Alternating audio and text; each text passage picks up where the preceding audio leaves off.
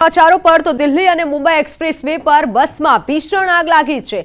बस में भीषण आगनी घटना बनी है। 35 नो आबाद बचाव करवामां आव्यो। भरूचना आमोदना कुरचड नचीका घटना बनी। शॉर्ट सर्किटना कारणे बस में आग लागी हती। बस में सवार तमाम 35 मुसाफरनो आबाद बचाव थयो। जोधपुरथी पुणे जई रहेली हती बस अने ते दरमियान बस में आग लागी हती।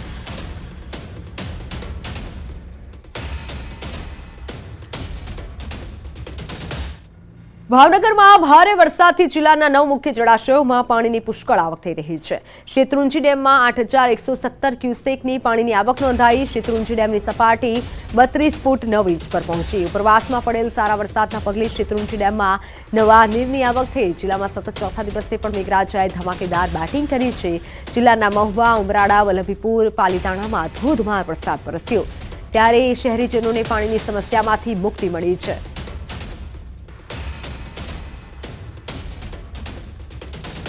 शेत्रुंजी डेम खेडूतोने अने मोटा मोटा महानगरपालिका सिटी ने बधाने पाणी मळी रहे एवी सरस मजानुं आजे भराई गयो छे। तो आ वर्ष सारूं एवुं जाशे एवी मने आशा छे अने सौ आजे आ डेम भरावाथी खुशीमां छीए।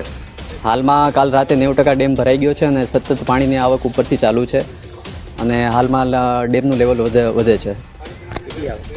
અત્યારે 8117 ક્યુસેક જેટલી પાણીની આવક ચાલુ છે। આ ડેમમાંથી પાલીતાણા અને તળાજા તાલુકાના 118 ગામને સિંચાઈનું પાણી મળે છે। તેની લીધે આવતી સિઝનમાં એ લોકોને પૂરતા પ્રમાણમાં પાણી મળી રહેશે। तो મહેસાણા જિલ્લામાં છેલ્લા 2 દિવસમાં પડેલા વરસાદના કારણે ખેડૂતોની સ્થિતિ કફોડી બની છે। ભારે પવન સાથે વરસેલા વરસાદથી બાજરી, કપાસના તૈયાર પાકને મોટું નુકસાન થયું। પાકમાં નુકસાની જતા ખેડૂતો દ્વારા તંત્ર પાસે સહાયની માંગ કરવામાં આવી। વરસાદના કારણે ખેડૂતોને બેવડી નુકસાની વેઠવાનો વારો આવ્યો ત્યારે તંત્ર સર્વે કરી સહાય ચૂકવે તેવી ખેડૂતોની માંગ છે।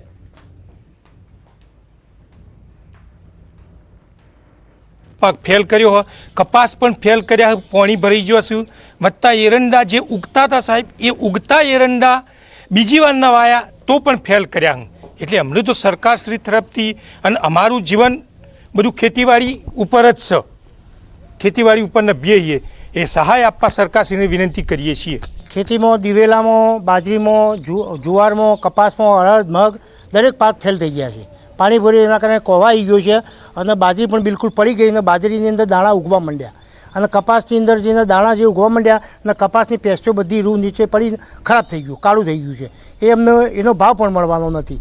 અમને બહુ મોટા પાયે નુકસાન થયું છે। દ્વારકાના ખંભાળિયાના ગ્રામ્ય વિસ્તારોમાં ભારે વરસાદ બાદ ખેતરોમાં પાણી ભરાયા। ભાડથર ગામે સતત વરસાદથી ખેતરોમાં વરસાદી પાણી ભરાયા। ચોમાસાએ જતા જતા વરસાદની સટાસટી બોલાવી તો ખેડૂતોમાં પાક નુકસાનની ભીતિ સેવાઈ રહી છે।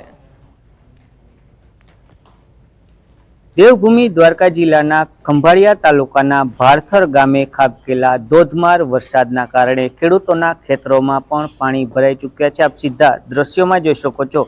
ભાડથર ગામના ખેડૂતોના આ ખેતરો છે તે ખેતરોમાં હાલ પાણી ભરાઈ ચૂક્યા છે। ક્યાંક ને ક્યાંક ખેડૂતોમાં ખુશીનો માહોલ જોવા મળી રહ્યો છે કારણ કે 1 મહિનો દિવસથી વરસાદે વિરામ લીધો હતો। ત્યારબાદ વરસાદ વરસતા ખેડૂતોના મગફળીના પાકને પણ નવું જીવતદાન મળ્યું છે। ત્યારે ખેડૂતોમાં ખુશીનો માહોલ છે કારણ કે વરસાદની રાહ જોઈને બેઠો હતો। જગતનો તાજ ચિંતામાં હતો।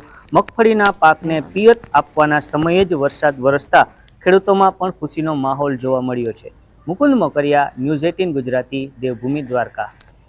મોડી રાત સુધી ગરબા ચાલુ રાખવાના સરકારના નિર્ણય મામલે ભાજપ નેતા યજ્ઞેશ દવેનું નિવેદન સામે આવ્યું છે। ગૃહ રાજ્યમંત્રી હર્ષ સંઘવીનો નિર્ણય આવકારદાયક છે। ગરબે ઘૂમતી દીકરીઓની સુરક્ષા જાળવવા યજ્ઞેશ દવેએ આયોજકોને વિનંતી કરી છે।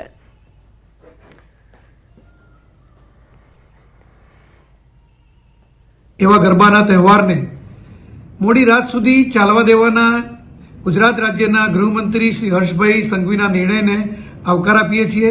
સાથે સાથે આયોજકોને પણ વિનંતી કરીએ છીએ કે ગુજરાતની બહેન દીકરીઓ જ્યારે ગરબે ઘૂમતી હોય, મા અંબાના તહેવારની અંદર તેઓ આરાધના કરતી હોય ત્યારે એમની પણ ભાવનગરમાં ભારે વરસાદથી જિલ્લાના 9 મુખ્ય જળાશયોમાં પાણીની પુષ્કળ આવક થઈ રહી છે.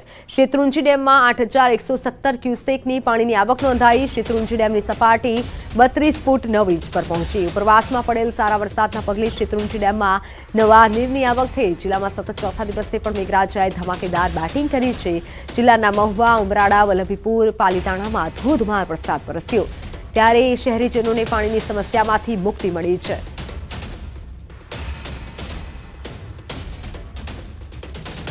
શેત્રુંજી ડેમ ખેડૂતોને અને મોટા મોટા મહાનગરપાલિકા સિટીને બધાને પાણી મળી રહે એવી સરસ મજાનું આજે ભરાઈ ગયો છે. તો આ વર્ષ સારું એવું જશે એવી મને આશા છે અને સૌ આજે આ ડેમ ભરાવાથી ખુશીમાં છીએ.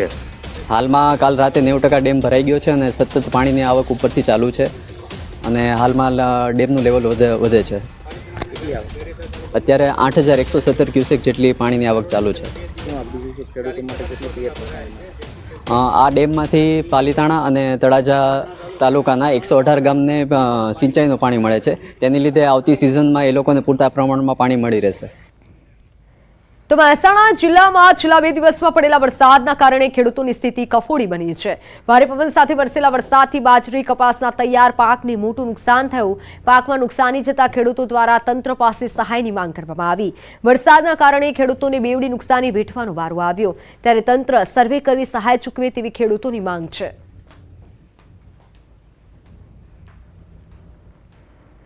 પાક ફેલ કર્યો હોય, કપાસ પણ ફેલ કર્યા, પાણી ભરાઈ ગયો છું. વત્તા એરંડા જે ઉગતા હતા સાહેબ, એ ઉગતા એરંડા બીજી વારના વાયા તો પણ ફેલ કર્યા. એટલે અમને તો સરકારશ્રી તરફથી અને અમારું જીવન બધું ખેતીવાડી ઉપર જ છે. ખેતીવાડી ઉપરના બેહીએ એ સહાય આપવા સરકારશ્રીને વિનંતી કરીએ છીએ. ખેતીમાં દિવેલામાં, બાજરીમાં, જુવારમાં, કપાસમાં, અડદ, મગ દરેક પાક ફેલ થઈ ગયા છે. પાણી ભર્યું એના કારણે કોવાઈ ગયો છે અને બાજરી પણ બિલકુલ પડી ગઈ અને બાજરીની અંદર દાણા ઉગવા માંડ્યા અને કપાસની અંદર જેના દાણા જે ઉગવા માંડ્યા અને કપાસની પેસ્ટો બધી રૂ નીચે પડી ખરાબ થઈ ગયું, કાળું થઈ ગયું છે. એ અમને એનો ભાવ પણ મળવાનો નથી. અમને બહુ મોટા પાયે નુકસાન થયું છે. દ્વારકાના ખંભાળિયાના ગ્રામ્ય વિસ્તારોમાં ભારે વરસાદ બાદ ખેતરોમાં પાણી ભરાયા. ભાડથર ગામે સતત વરસાદથી ખેતરોમાં વરસાદી પાણી ભરાયા. ચોમાસાએ જતા જતા વરસાદની સટાસટી બોલાવી તો ખેડૂતોમાં પાક નુકસાનની ભીતિ સેવાઈ રહી છે. દેવભૂમિ દ્વારકા જિલ્લાના ખંભાળિયા તાલુકાના ભાડથર ગામે ખાબકેલા ધોધમાર વરસાદના કારણે ખેડૂતોના ખેતરોમાં પણ પાણી ભરાઈ ચૂક્યા છે. આપ સીધા દ્રશ્યોમાં જોઈ શકો છો. ભાડથર ગામના ખેડૂતોના આ ખેતરો છે તે ખેતરોમાં હાલ પાણી ભરાઈ ચૂક્યા છે. ક્યાંક ને ક્યાંક ખેડૂતોમાં ખુશીનો માહોલ જોવા મળી રહ્યો છે. કારણ કે 1 મહિનો દિવસથી વરસાદે વિરામ લીધો હતો. ત્યારબાદ વરસાદ વરસતા ખેડૂતોના મગફળીના પાકને પણ નવું જીવતદાન મળ્યું છે. ત્યારે ખેડૂતોમાં ખુશીનો માહોલ છે. કારણ કે વરસાદની રાહ જોઈને બેઠો હતો. જગતનો તાજ ચિંતામાં હતો. મગફળીના પાકને પિયત આપવાના સમયે જ વરસાદ વરસતા ખેડૂતોમાં પણ ખુશીનો માહોલ જોવા મળ્યો છે. મુકુંદ મોકરિયા, ન્યૂઝ 18 ગુજરાતી, દેવભૂમિ દ્વારકા.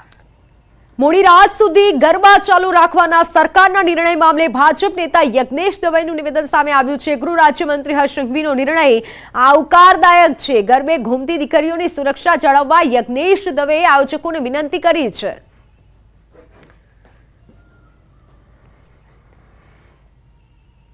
એવા ગરબાના તહેવારને મોડી રાત સુધી ચાલવા દેવાના ગુજરાત રાજ્યના ગૃહમંત્રી શ્રી હર્ષભાઈ સંઘવીના નિર્ણયને આવકાર આપીએ છીએ. સાથે સાથે આયોજકોને પણ વિનંતી કરીએ છીએ કે ગુજરાતની બહેન દીકરીઓ જ્યારે ગરબે ઘૂમતી હોય, મા અંબાના તહેવારની અંદર તેઓ આરાધના કરતી હોય ત્યારે એમની પણ